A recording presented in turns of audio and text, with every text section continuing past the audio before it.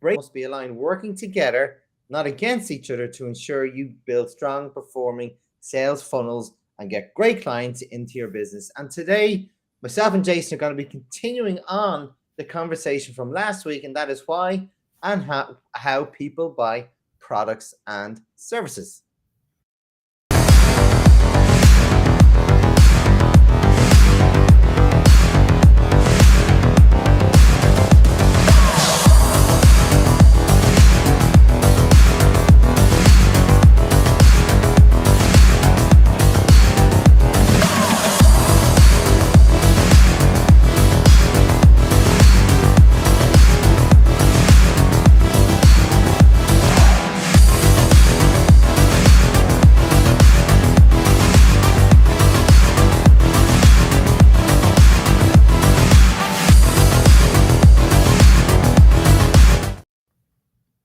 Hello, everyone, and welcome, Jason, to another very interesting conversation and continuing on from our last week's discussion. So last week we focused on a number of things. We talked about the emotions people have when they buy, right? We talked about building the emotions, get logic off the table and building emotions. And then from that, how do you do that? And why should people buy from you? If they've already made a buying decision, why is it important?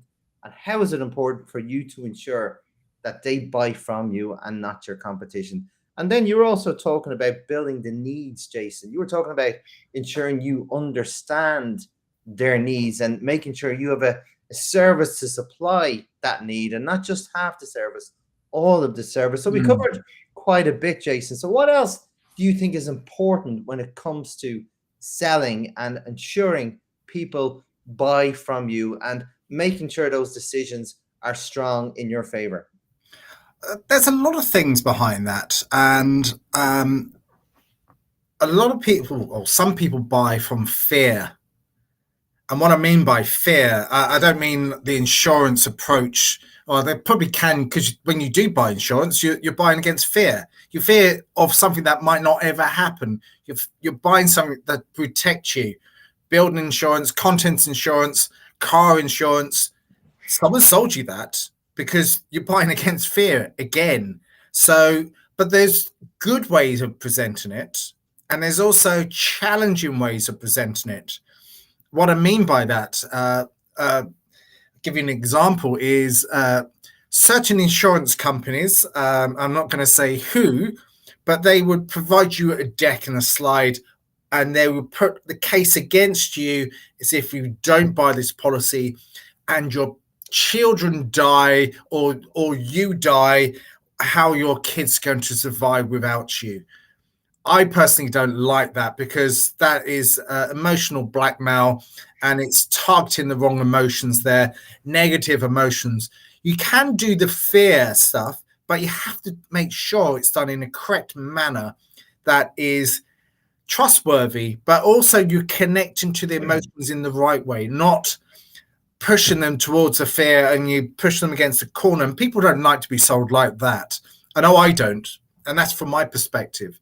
So insurance, like, we all have to have insurance, and that's where we buy from the fear of not having it. But it's also social proof as well. Social proof basically means is everyone has it, so you need to have it. If you don't have it and you get hit by another car, or you hit another car, you're going to have to pay for the repair work or settle out of your own pocket. And that's what you're running up against. So there are lots of different elements in that. So we can have a look at the fear, or we can have a look at protection. If you don't get those that training, what's going to happen to your revenue further down the line if you're not best equipped with dealing with your customers in the best way possible? So if you did get that training, as an example, what's going to happen to your sales force? They're going to accelerate their sales for the next quarter because they're impacted by lots of new skills and lots. That's another example of protection. You're protecting your sales force against what uncertainty in the world. And there's a lot of uncertainty and a lot of scarcity in the world. So that could be another way of protecting, or you're protecting your sales force by having additional training or additional coaching or whatever it might look and feel like. Yeah, no, that's very well said, Jason, because fear is a powerful emotion. And I don't need to tell you about how what you see on the news and the TV about all the companies, the fear mongering that they present to people. And if you don't do this, this is what will happen. And then like even when it comes to medication, Jason, people are so fond of just going to the doctor, get a pill to solve their ill because that's what they believe they should do. But the problem I see with that, Jason, is you said as you stated, it's not honest, it's not ethical. Yep. Fear is powerful when it's used correctly. Yeah, exactly. And you mentioned when I talk to companies, when I'm talking about sharing my services, I talk about the cost of not doing something. Yep. So the cost of staying where you are as opposed to where you could be. And I always try and paint a picture, Jason. Again, we talked about logic and emotion last week, where this is the problem, and this is the impact of the problem if you just stay where you are. This is how it's going to make your team feel over the next year and the 2 years, years if you don't take action, right? Then, however, if you take action, this is the solution, and this is how good looks like. This is what will happen. And as you said, you talk about social proof, case studies where you've done this before to prove, and then you bring in references or referees to talk about your services to them on your behalf. You know, so it's very important. And I always talk about pains, solving pains. I'm a problem solver, Jason, and I believe the same in sales. You should be a problem solver. Have a really strong inquiry process so you can understand and uncover all their issues, so then you can solve them. I think that's having an analytical mind, because the traditional salesperson, how people perceive a salesperson, they're really outgoing, they're really this, that, and the other. But in reality, they're not. At the best, at the top of the top, are actually quite not as extroverted as everyone thinks, but they're very, very likable and easy to connect with. So that's another thing, and the reason why people buy is they genuinely like the other person.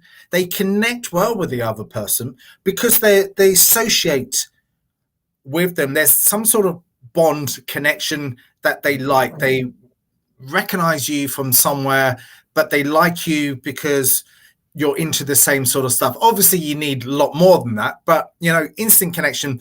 Oh, I liked you because we get on with each other.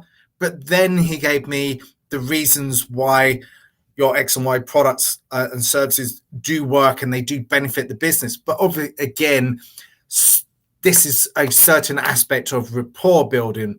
People buy from people they like, trust, but they also like people and brands they can connect with. Exactly. And I love that word, Jason, connection, because that's what brands have come on to. The big brands don't sell. If you look at TV advertisements now, we mentioned this last week, that their goal on TV is not to sell. The goal is just to keep top of mind and connect and create these experiences. The first time I ever realized this as an advert, I'm not saying it was the first one, it was cars, because it's actually the perfect analogy. You see the Lexus driving through the mountains, given that view. It's a great car to drive on an open road and have that experience of driving a great car in a beautiful setting. It creates that experience in your mind. And companies have been doing this for a long time. And I'm not saying they were the first, I cannot say, but a lot of companies are now advertising, we're the brand to trust, we're the brand that can give you something better, we're the brand that will give you an experience. Well, every time I drink this, I feel good inside. I'm not going to give you the brand, but it's like the Coke with a smile. Yeah. Like, it's that type of thing. That wasn't a Coke, by the way, but it's that type of thing that you recognize because it makes you feel good. But people buy from also experience as well, what it can actually give you, what you can imagine it's going to be worth. So you buy a holiday, but what you buy an experience. And in your head, several different reasons why you buy a holiday. But number one is you want to relax. You want to sit by the sun, or you want to go skiing. So you imagine yourself skiing down a wonderful resort in a good hotel. but it does depend on the context. If you're with a family, you want a family-orientated hotel. Maybe you want the luxury behind that. Or if you're going down with the lads or the ladies or whatever, you might want a cheaper accommodation, but then you want the similar sort of fun element of it. But then you're buying into that experience. So it is that experience and how you connect with your imagination. That's how you're going to buy that travel, that service, or whatever, because you already imagine it. But obviously you have to connect with that person as well to make sure that whatever you buy is ticking all the boxes. Yeah, and agree, Jason, because like if you think of a big brand, we won't mention any brands, right? And you're a sales rep for that brand, doesn't it make sense that first of all, if you're an ethical person, you want to be working for a company that has ethical values that you can support and trust, because then when you trust and support those values, it's easy to sell because they resonate, they complement yours.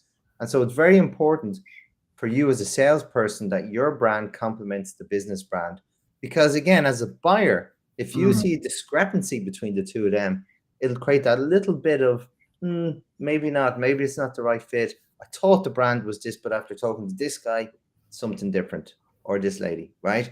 So it's important to ensure the brand comes all the way through. If there's good values, they should be shared through and filtered through a good sales rep, because they should complement each other all the time, Jason. The reason why I say that, because as you know better than me, all the soft skills, all the NLP, all the different ways that you can influence or in some cases manipulate, Jason. And I don't believe in manipulate. No, I don't either.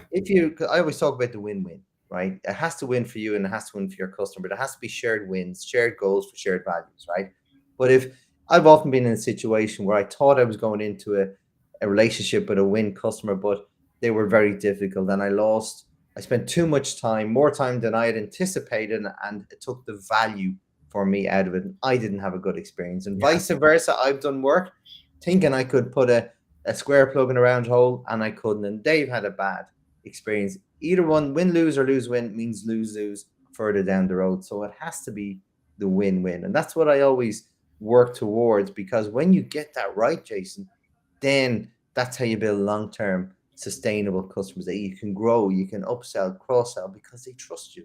Yeah, and again, I know we've spoken about this before, but it's also experiencing you as a person, either sole trader or whether you're in the organization.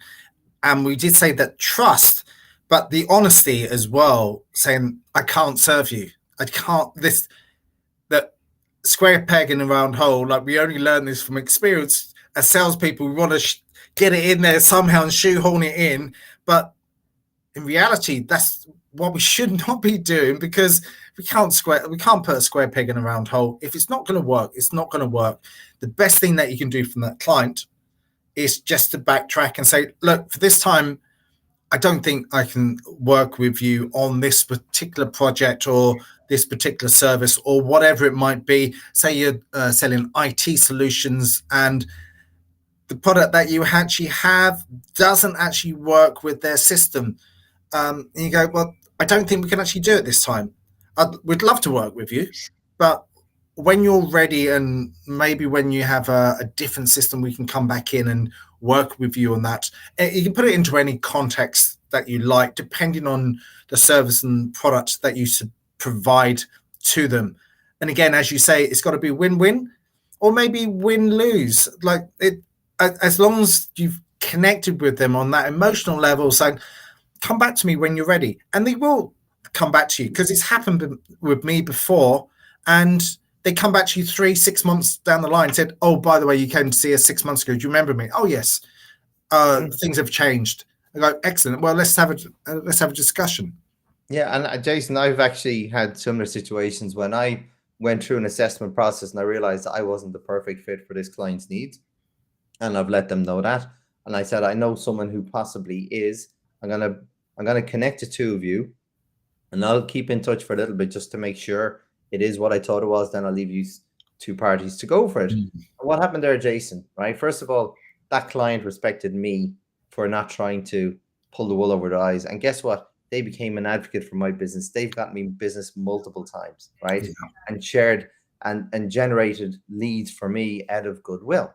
But also, Jason, that person that I proposed for the role has also offered leads to me as well. So I actually won doubly out of it because I got more work than just taking that. So it's always important to look at the big picture, Jason. Another thing I'd like to mention is about the difference between a want and a need. People buy out of a need. Some people buy out of a want, right?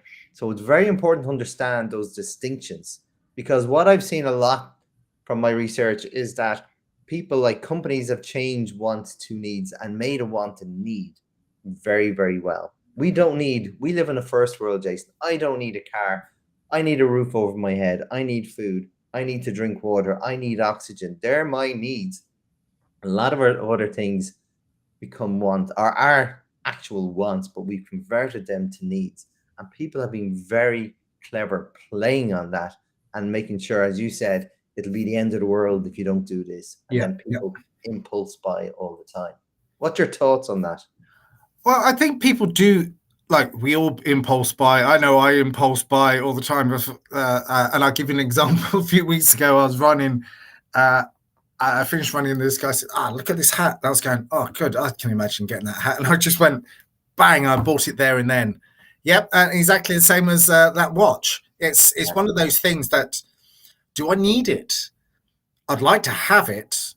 And then you go, well, I have the money and I do want it, and I think it will be of value to me going down the line. I don't necessarily need to have it, but it would be a nice thing to have. So that goes into that impulse buy, where your emotions get overrolled with your rational brain. Your rational brain just gets pushed to one side. And I've done that loads of times, that the impulse buy is bang. Yeah, I need to have that because I think that might make my life a little bit easier, or a piece of software that's going to make my life a bit easier. And I bought some bits of software that I think is going to make my life easier. But if someone sold me that or tried to sell me that, I probably would put up I don't really need that.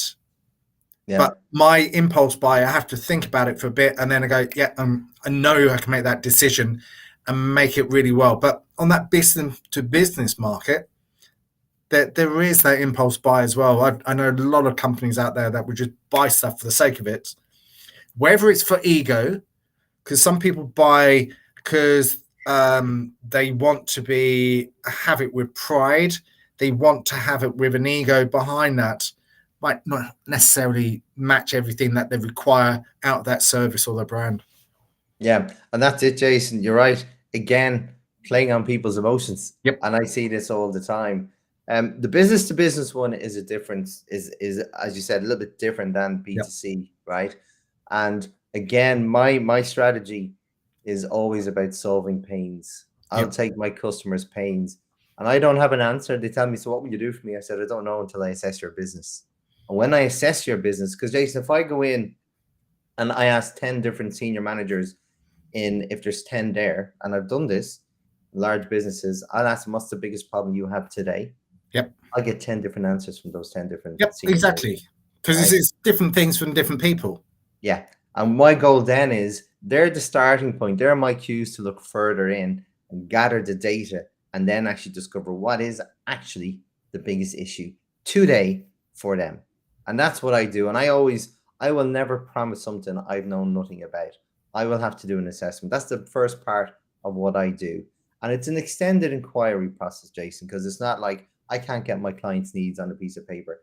I need to go in and see the processes, see the teams in action, look at their services, look at what they're doing. And I have my own assessment process to do that. And it can be quite intense. It can be a week long sometimes, Jason, before I can say, yeah, I can help you or not. And unfortunately, I have to charge for that, Jason, because it's time I need to spend. Money.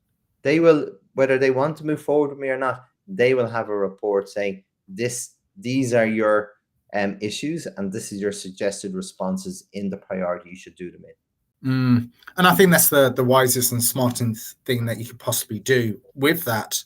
But at the end of the day, that you give them value. You give them something, whether they go with you or they go with someone else, you're still giving them value, and you give them an insightful report based on their requirements and based on their needs. Look, I think we've hit the witching hour again, and time flies fast. but I still think I don't think we still scratch the surface with this No, I because think there's a lot to this, Jason, right? Because if you're a salesperson, it is so important to really get inside the mind of your customers, because that's where you really will leverage how you do well, how you service them, how you solve their pains, and how good a person you will be at generating good and valuable business for your business, but also for your customers too. And we have a colleague here makes a lot of sense, Shay. No yeah. instinct or reaction as you go deeper to give it more. Absolutely. Thanks, Stephen. Thanks a lot. I hope you're keeping well. And thanks, Olga, for tuning in from Ecuador. Always great to see people from different parts of the world. We hope we gave you some good knowledge there. But agree, Jason, I think we can go deeper into this because it's so important. It's the fundamentals to do good business. Yeah, absolutely. And it's a feel-good factor for you as a professional to make you feel good, but more importantly, to make the customer feel good, that they bought something that they like, something that they're going to use, something that they have that experience, however they think about the situation at the time. So, we have very interesting guys. Thank you, Dymphia Fitzgerald. Fitzgerald, yeah, I had the pleasure of meeting Dimsnak recently at a FAIBF award ceremony. I hope you're keeping well, and congratulations, Dimna, on your celebrations and your inauguration into fellow membership of the AIBF, a fantastic tribe of businesses. It's fantastic. So congratulations. Well, so on that, thank you everyone for listening. Thank you, Jason, as always. And I think we're going to do a part 3 of this next week, Jason, yep. what I'm thinking. Yeah, absolutely. Be a shorter week next week, but yeah, I think this is really quite important. So we do a part 3 for this next week, and we look forward to seeing everyone there. Brilliant. Have a great day, evening, night, everyone, and we'll see you next week at another session of the Soft and Systems Side to Sales. Thanks for tuning in. Bye-bye.